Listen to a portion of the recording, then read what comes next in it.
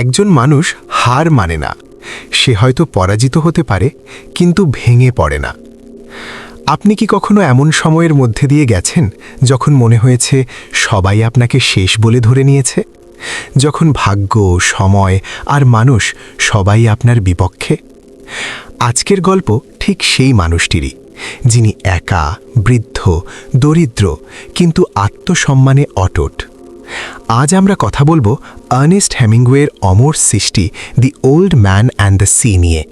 একটি ছোট উপন্যাস, কিন্তু ভেতরে লুকিয়ে আছে বিশাল জীবন দর্শন। Man can be destroyed but not defeated. মানুষকে ধ্বংস করা যায়, মেরে ফেলা যায়, কিন্তু তাকে পরাজিত করা যায় না। 1952 সালে প্রকাশিত এই ছোট্ট উপন্যাসটি সাহিত্য জগৎকে কাঁপিয়ে দিয়েছিল। এই বইটির জন্যেই আর্নেস্ট হেমিংওয়ে পুলিৎজার এবং পরবর্তীতে নোবেল পুরস্কার পান। মাত্র 100 পৃষ্ঠার আশেপাশের একটা বই, কিন্তু এর ওজন একটা বিশাল নীল তিমিরের চেয়েও বেশি। গল্পটা খুব সাধারণ মনে হতে পারে, কিন্তু এর ভেতরে লুকিয়ে আছে মানুষের অস্তিত্বের এক চরম সত্য। চলুন গল্পের গভীরে যাওয়া যাক। গল্পের নায়ক সান্তিয়াগো, একজন কিউবান জেলে, কিন্তু তার কপালটা বড়ই খারাপ। গত 84 দিন ধরে সে সমুদ্রে যাচ্ছে, জাল ফেলছে, কিন্তু একটা মাছও সে ধরতে পারেনি। অন্যান্য জেলেরা তাকে নিয়ে হাসাহাসি করে, কেউ করুণা করে। তারা তাকে বলে সালাও, মানে যার ভাগ্য সবচেয়ে খারাপ। তার সাথে ছিল ম্যানোলিন নামের একটি ছোট ছেলে। ছেলেটি সান্তিয়াগোকে বাবার মতো ভক্তি করে, কিন্তু ম্যানোলিনের বাবা তাকে সান্তিয়াগোর সাথে যেতে নিষেধ করে দিয়েছে, কারণ বৃদ্ধ এখন অপয়া।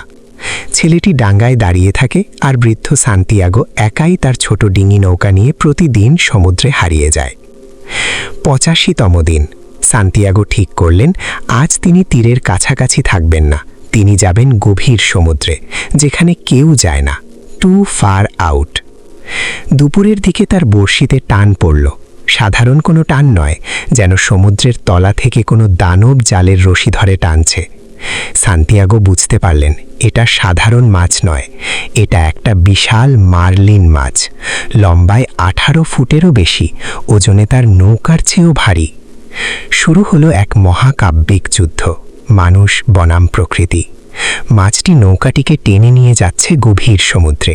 সান্তিয়াগো রশিটা পিঠের সাথে পেঁচিয়ে ধরে রেখেছেন। হাত কেটে রক্ত বের হচ্ছে, পিঠে টান পড়ছে, খিদে আর তৃষ্ণায় বুক ফেটে যাচ্ছে, কিন্তু তিনি রশি ছাড়ছেন না। তিনি মাছটির সাথে কথা বলছেন। তিনি বলছেন, মাছ, আমি তোমাকে ভালোবাসি, তোমাকে শ্রদ্ধা করি, কিন্তু দিনের শেষে আমি তোমাকে মেরেই ফেলব। 2 দিন 2 রাত কেটে গেল, সান্তিয়াগো ঘুমননি। তিনি মাছটিকে ভাই বলে ডাকছেন, আবার শত্রুর মতো লড়াইও করছেন। অবশেষে 3য় দিনে মাছটি ক্লান্ত হয়ে ভেসে উঠল। সান্তিয়াগো তার হারপুন দিয়ে মাছটির বুকে আঘাত করলেন। রক্তে লাল হয়ে গেল নীল জল। তিনি জিতলেন। কিন্তু গল্পের ট্র্যাজেডি এখানেই শুরু। মাছটি এত বড় যে নৌকায় তোলার জায়গা নেই, তাই তিনি মাছটিকে নৌকার পাশে বেঁধে তীরের দিকে রওনা দিলেন।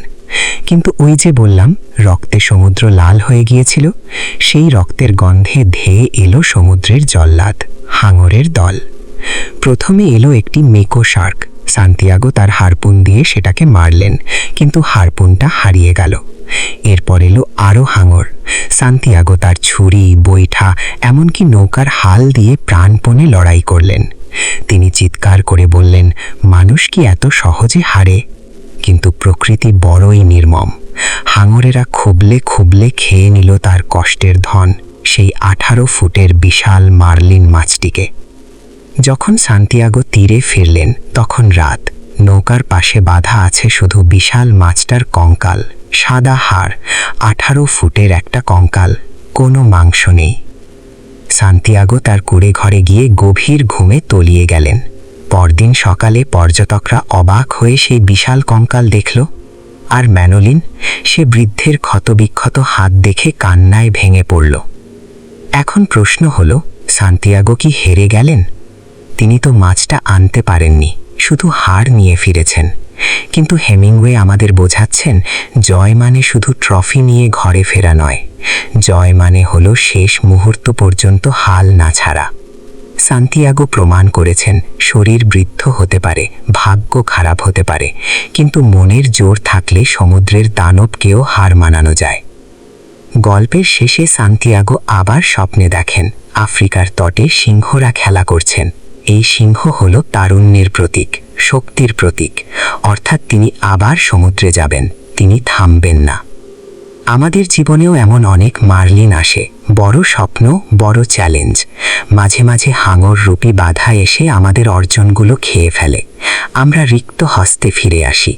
কিন্তু সান্তিয়াগোর মতো আমাদেরও মনে রাখতে হবে, চেষ্টা করার নামই জীবন। বইটি যদি এখনো না পড়ে থাকেন তবে আজই পড়ে ফেলুন, আর এই পডকাস্টটি ভালো লাগলে শেয়ার করতে ভুলবেন না। দেখা হবে পরের কোনো গল্পের সাথে। ততক্ষণ পর্যন্ত নিজের ভেতরের সিংহটাকে জাগিয়ে রাখুন।